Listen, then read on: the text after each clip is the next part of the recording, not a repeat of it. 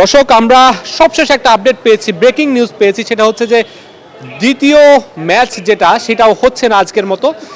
দ্বিতীয় ম্যাচটাও হচ্ছে না এবং আজকে রাত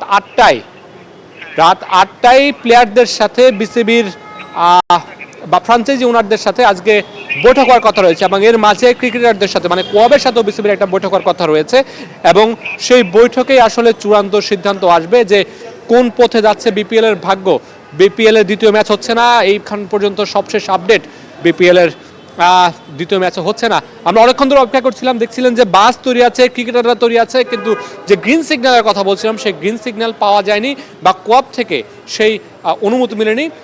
দুই দলই হোটেলে অবস্থান করছে, সিলেট এবং রাজশাহী, তারা মাঠে যায়নি এবং আজকে দ্বিতীয় ম্যাচও হচ্ছে না। যে দর্শকরা অপেক্ষা করছিলেন মাঠে, তাদেরকে আসলে আর অপেক্ষা করে তাদের আসলে শুধু অপেক্ষা করে লাভ নেই, তারা ঘরে ফিরতে পারেন।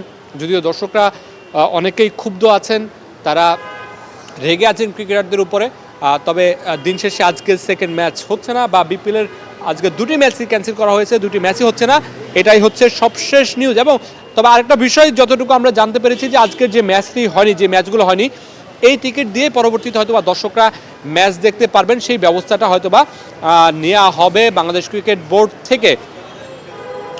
আমরা যেটা বলছিলাম যে সারাদিনের যে জল্পনা কল্পনা, ক্রিকেটাররা প্রেস কনফারেন্স করেছেন, গতকালকে বিসিবির পরিচালক একজন মন্তব্য করেছিলেন, সেই পরিচালকের পদত্যাগ চেয়ে ক্রিকেটাররা ধর্মঘট করেছিলেন এবং বিপিএল খেলবেন না বলে জানিয়েছিলেন। আজকে সকাল থেকে বেশ কয়েকবার দফায় দফায় মিটিং হয়েছে, ক্রিকেটাররা নিজেরা মিটিং করেছেন, বিসিবির সাথে মিটিং হয়েছে এবং তারপরে ক্রিকেটাররা আবারও নিজেরা বসেছেন, বসে আসলে ক্রিকেটাররা প্রেস কনফারেন্স করেছেন। সেখানে ক্রিকেটাররা বলেছেন এম নাজমুলের পদত্যাগ ছাড়া তারা বিপিএলে ম্যাচ খেলতে যাবেন না। শেষ পর্যন্ত বাংলাদেশ ক্রিকেট বোর্ড এম নাজমুলকে অব্যাহতি দিয়েছে, মানে বাংলাদেশ ক্রিকেট বোর্ডের হাতে যতটুকু ছিল বাংলাদেশ ক্রিকেট বোর্ড তার সর্বোচ্চটুকুই করেছে, সর্বোচ্চ শাস্তিটুকুই দিয়েছে বা সর্বোচ্চ ব্যবস্থাটুকুই নিয়েছে। এম নাজমুলকে বহিষ্কার করা বা পদত্যাগ করানোর এখতিয়ার বাংলাদেশ ক্রিকেট বোর্ডের নেই। বাংলাদেশ ক্রিকেট বোর্ডের যে এখতিয়ার ছিল বাংলাদেশ ক্রিকেট বোর্ড সে অব্যাহতিটা এম নাজমুলকে দিয়েছে, কিন্তু তারপরও ক্রিকেটাররা আজকের যে সেকেন্ড ম্যাচটা ভাবা হচ্ছিল, সেকেন্ড ম্যাচটাতে ক্রিকেটাররা যাবেন, খেলবেন, দুই দলই যাবে, কিন্তু সেই ম্যাচটাও হচ্ছে না।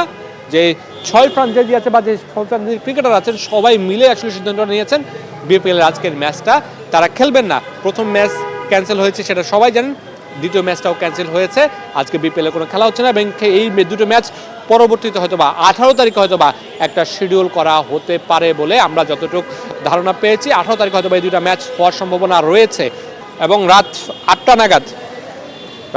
নাগাদ এই দুটি এই বোর্ড কর্মকর্তা ফ্রাঞ্চাইজি ওনারদের সাথে বসার কথা রয়েছে এবং সেখানে বিস্তারিত আসলে জানা যাবে, বিস্তারিত আসলে তথ্যটা জানা যাবে।